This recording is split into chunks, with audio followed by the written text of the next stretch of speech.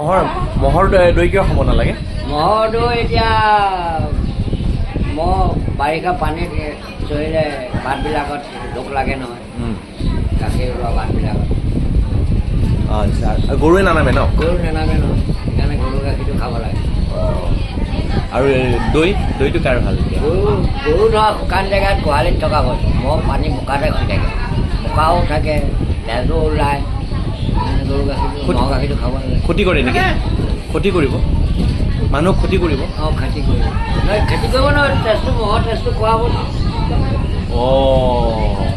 দৈটোতো গাখীৰটো তেজ যাবই, এই বাটটোত খাই থাকে চাই থাকে, এইটো খীয়া হ'লে তেজ ওলাবই। তেজ ওলাবই, তেজ ওলালে এইটো গাখীৰত মিছ হ'বই, এইটো মহ খোৱাই হ'ল।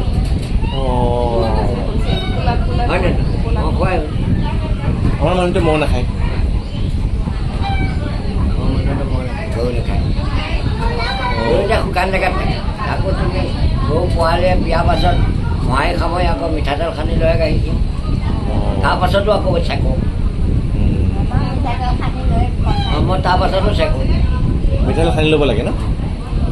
মিঠাতেল সানি নল'লে নহয়, কেইবাটা আছে।